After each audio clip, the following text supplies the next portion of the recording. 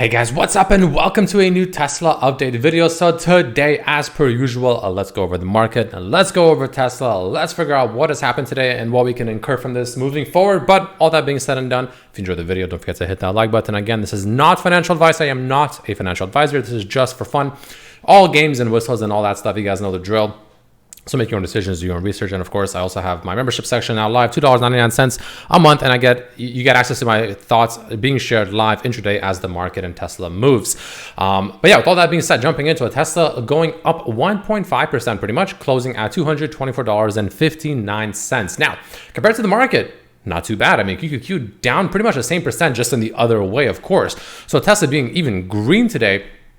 Obviously, okay, with that being said, obviously the caveat is the fact that the sellers absolutely won the day, right? Because it is obviously a red candle. It's a pretty red candle too, in the sense that, you know, it went all the way up here and then the sellers pretty much brought it from the peak of it almost to the bottom, right? Close, pretty close to the bottom or the low of the day, I guess is more, you know, the correct way to say it. But even with that being said, you know, Tesla's, the fact that it's even green today is pretty good, right? Considering the market is, at least tech is pretty red, especially with Apple, you know, leading the charge. Like AMD 5%, Amazon 4%, right? Shopify 6%, right? So not bad of a, you know, bit of a performance from Tesla. But, you know, moving forward, like what does it mean, right? Is this the top? Is Tesla maybe with this kind of strength, maybe it can go even higher? That's what we're going to try to figure out right here or right now. So let's go to the 1 hour first. Actually, I want to talk about the 1 hour very quickly. So the way I look at it is as follows. Until Tesla breaks this teal line, again, this is just the way I view it. It could be wrong, but from what I can see from this, if Tesla or when Tesla breaks this teal line right here, this one going up to the right, that to me would most likely mean that the correction for Tesla from this run up has begun, right? You can see ever since all the way down here at 177, we had a nice little fall. And then ever since here, we just completely rallied up even further, right? And that's kind of more or less how it is, right? You know, it's been something like, you know, running up kind of like this right here, right? You can see.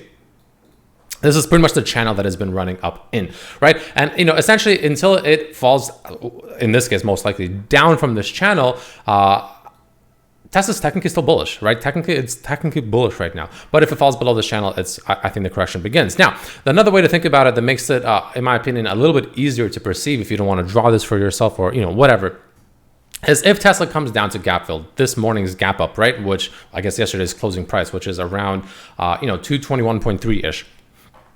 If it comes down there, let's say tomorrow, and let's say it doesn't bounce, right? And ultimately it makes its way below this level, like right here, for instance, right? Something like this, and it goes below like this.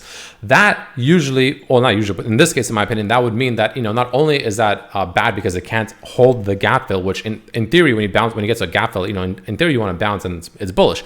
But if you go below it, that's bearish. And on top of that, going below it, it'll be an easier way to determine whether or not we have fallen out of this overall line that I just discussed, you know, the ascending line, the ascending channel that we're in, because, you know, it kind of coincides with the two. It just happens to work out that way. But that's just another easier way to look at it, in my opinion, of course. Now, another thing that's important to understand here, ladies and gentlemen, is we are, of course, we actually pretty much touched the teal line right here, the major teal line, right? This is a line that's a pretty important one too. It's started pretty much all the way from all-time highs. I mean, it's not perfectly drawn, but it doesn't have to be perfect. It's just the general idea, right? You can see, you know, overall serving as a resistance, right? Over here, right? We have a little bit of an anomaly here, but ultimately overall a resistance here and here, came down, or rather down even further. We came up to once again over here, sitting around, you know, 300, man, back when it was 300. I remember this time. I was telling people to be careful, and obviously didn't expect it to be this bad, but, you know, anyways, you know, and it's a similar process or similar situation that we find ourselves in, where, you know, once again, we're pretty much right at that same line that has so far rejected us many times. And each time we have gotten rejected, it has followed up with a pretty sizable fall. I mean, you know, we rejected here, decent fall, rejected here, decent fall, huge fall, an astronomical fall here. Obviously, I personally don't think it'll be this bad. Again, I showed you guys perspectives of other people's opinions that I value who think it actually will be this bad. We'll see. I don't think it will be. I mean, you can argue this is just a corrective fall. You can argue technically if you go on, you know, maybe like the monthly, let's say, right? For instance, you can technically make an argument that this is nothing more than a bear flag right here. You know, we had this massive fall in the monthly, and now we're just setting up essentially a bear flag. And then from here, we just crash back down at the very least to double bottom, if not maybe even lower. Like, you can technically, like, I can see that argument. Like, that is technically a valid argument. And this technically actually kind of does look like a bear flag in my opinion, right?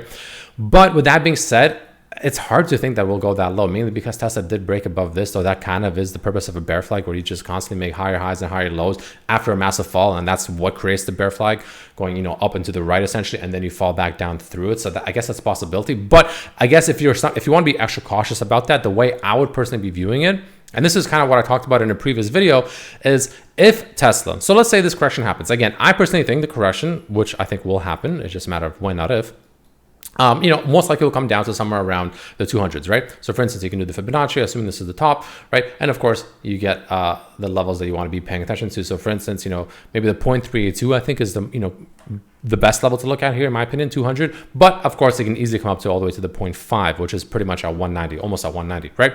That's also another option. But, that's like, to me, the sweet zone, right? The sweet spot, the golden area to potentially buy shares, right? A great area to add, in my opinion, of course. But with that being said, the one thing that, again, this is why you always want to look at both perspectives. You can't just be a bull. You can't just be a bear, assuming you're trading, of course. If you're just long and you buy and hold and just don't even look at it, hey, doesn't matter. But if you're trading it, you can't just be one-sided. You have to accept both sides. And in this case, the side that might be hard to accept, especially after such a run-up and all this euphoria, is the bearish side, which again is essentially this bear flag I just talked about. What does that mean? Well, if Tesla, let's say on the daily, it's easier to see here, falls below this teal line, this ultimate teal line right here, and let's say we come down from this, we go a little bit lower, and let's say we come down all the way to, I don't know, like let's say it's 185, like right around here, right?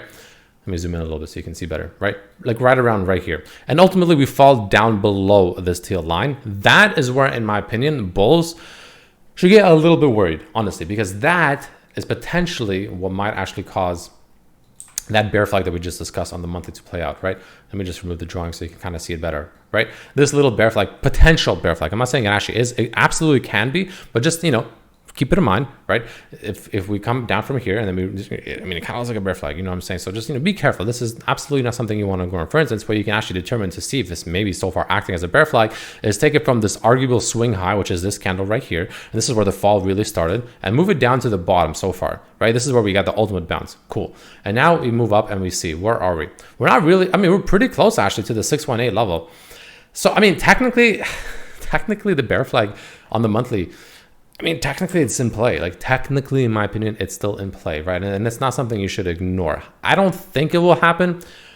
But again, just completely ignoring that and just being oblivious to it, in my opinion, is just not smart either. So anyway, but ultimately what I think is once we fall out of this potential rising wedge, I think we'll come down to probably around 200, maybe close to like 190s, but pretty much the bulls really want to hold 180s. I think that that should be a good spot to add shares. I think we'll get a nice bounce from there, probably go even higher, honestly.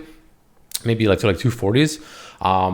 And then from there, we'll have to see. Then we'll have to reevaluate the whole thing again and see how it looks and how it feels and how everything is, for the most part. But again, the daily, pretty damn overbought, right? The 1 hour, you can see, even though it's just constantly going up and up and up and up and up, right? Pretty much from here, right? You can see this is the recent high, essentially, right here when we were at almost 200, right?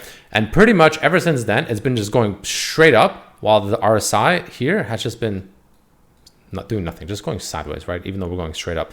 So, something to think about, in my opinion, of course. But that's just kind of what I am seeing as of right now. Ladies and gentlemen, the 4 hour doesn't look too bad. It is obviously overbought and it definitely needs to cool off, but it doesn't have any obvious bearish divergences, which is a good sign, which is why I personally think that I wouldn't be surprised if we come down to somewhere around, anywhere between 210 to like 190, in my opinion. This whole area, in my opinion, is just an ad zone. And then from there, assuming, we don't break below that 185-ish level, I think, Tesla's poised for another move upwards. But anyways, that's kind of what I am seeing. So let me know what you think down below. Ladies and gentlemen, if you enjoyed the video, don't forget to hit that like button, of course.